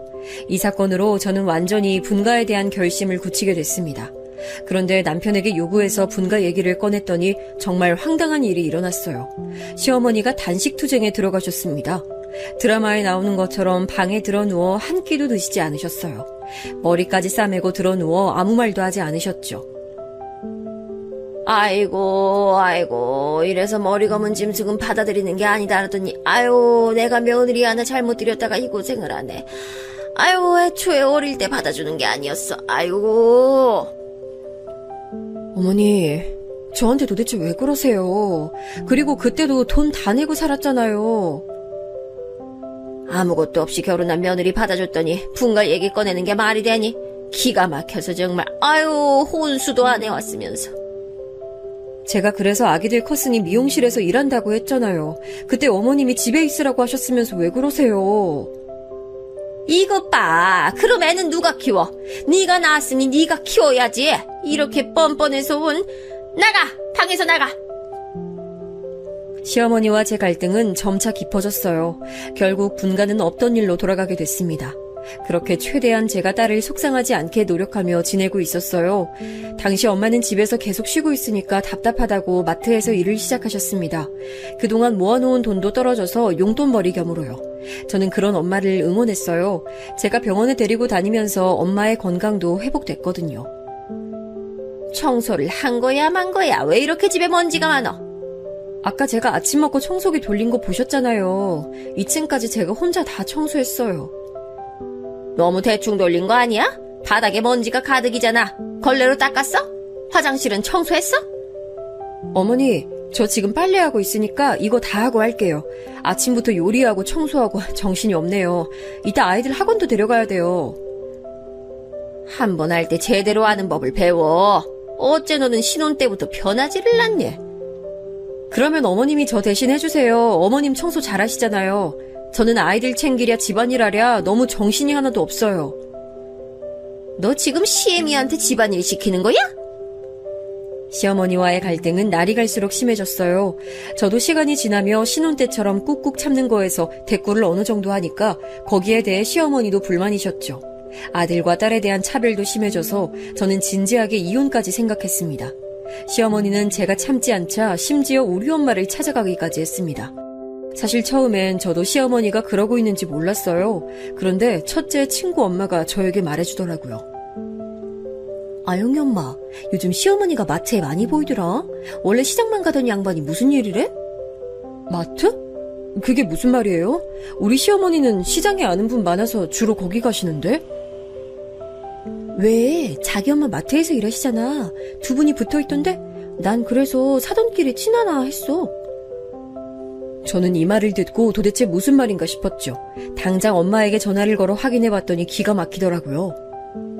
엄마, 무슨 말이야? 시어머니가 마트에 가? 그냥 오셔서 말 걸고 하셔. 그렇게 신경 안 쓰이니까 너무 걱정하지 마.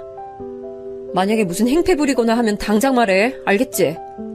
알겠어. 엄마 생각해줘서 진짜 고마워. 시어머니에게 대놓고 티를 내진 않았어요. 왜냐하면 말하는 순간 또 싸움이 일어날 게 뻔했거든요. 어쩐지 시어머니가 저한테 엄마에 관한 얘기를 안 한다 싶었더니 이런 일이 있었던 거였죠. 그래서 저는 진짜 아무 일도 없는 줄 알았습니다. 근데 완전한 제 착각이라는 것을 나중에 알게 됐어요. 그 사건이 오늘 사연의 핵심인데요.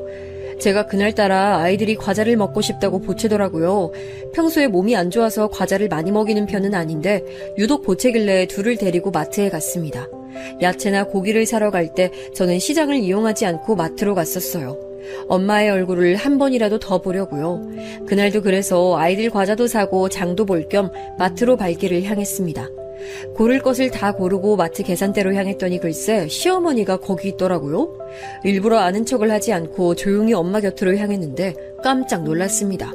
시어머니가 엄마한테 진상짓을 하고 있었어요. 사돈 할인 부탁해요. 나 많이 오는 거 알잖아. 아유, 제가 저번에 할인은 안 된다고 말씀드렸잖아요. 이러시면 제가 곤란해요. 에이, 조금만 할인해줘. 내가 며느리 얼마나 예뻐하는지 알면서 그래요? 그건 감사해요. 근데 제가 권한이 진짜 없어서 그래요. 해주고 싶어도 못 해드려요. 친정엄마가 너무 곤란해 보여서 순간 욱하는 심정이 됐습니다.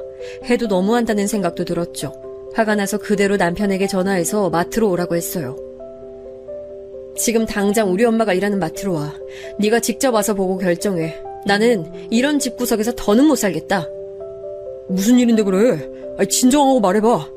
일단 지금 갈게. 나중에 혹시나 또 발뺌할까봐 저는 일부러 그 광경을 영상으로 촬영하기 시작했어요. 참는 것도 한계가 있었죠. 우리 엄마는 분명 제가 걱정할까봐 비밀로 했을 거예요. 그걸 생각하니 더 속상했습니다. 제가 영상으로 촬영하는 것을 모르는 시어머니는 계속해서 엄마에게 할인을 요구했어요. 너무 진상짓을 하니 주변에서 그 광경을 보려고 사람들도 모여들었습니다. 시어머니는 부끄럼도 없는지 계속해서 우리 엄마를 난처하게 하더라고요. 사돈, 이거 제가 고기 몇 번 구입했잖아요. 3만 원만 깎아줘요. 자주 와주셔서 감사하죠. 근데 사돈, 저는 그냥 마트 계산원이지 사장이 아니잖아요. 해드리고 싶어도 못 해드려 죄송해요. 혼수도 안 해온 며느리 받아줬더니 아유, 마트에서 조금 깎아주는 것도 안 해주고. 너무 죄송해요. 근데 저는 마트 사장이 아니라 해드릴 수 있는 게 없어요. 이러니까 내가 시집살이 시키는 거예요. 사람이 양심이 있어야지. 시집살이 앞으로도 죽어라 시킬 거야. 저는 순간 참을 수가 없었어요. 제가 아무리 없이 시집을 갔다고 해도 저건 도가 지나쳤다는 생각이 들었죠. 근데 시어머니가 저렇게 소리 지르며 엄마 앞에서 진상을 대놓고 부린 순간이었습니다. 저도 영상을 끄고 나서려고 했는데 제 앞을 누군가 가로막았어요. 그러더니 시모에 뺨을 세게 올려붙였습니다. 너무 당황해서 봤더니 세상에 그 사람은 바로 아빠였어요. 한동안 나타나지 않던 아빠가 우리 앞에 있었습니다. 아빠? 아빠야? 뭐야? 당신 뭐야? 아니, 지혜야, 너는 언제 왔어? 아유, 사람 살려, 사람 살려. 갑자기 나타나서 때리는 게 어딨어? 당신 누구야? 그 자리에 있던 모두가 당황했죠. 주변에서 지켜보는 시선도 많이 느껴졌어요. 내 아내랑 딸한테 이게 무슨 짓이야? 네가 CM이면 다야? 이혼해! 우리가 뭐가 아쉬워서 너한테 이런 취급을 당해야 돼? 김비서는 어디 간 거야? 김비서! 아빠? 아니, 아빠가 여기서 나온다고? 그동안 어디서 뭐하고 있었어? 지혜야, 저 망할 노인네가 네 CM이야? 김비서! 순간 제가 핸드폰으로 부른 남편도 마트에 도착했습니다. 그래서 모두가 보는 앞에서 아빠의 정체가 밝혀졌어요. 저 멀리서 검은 양복을 입은 남자가 헐레벌떡 뛰어왔습니다.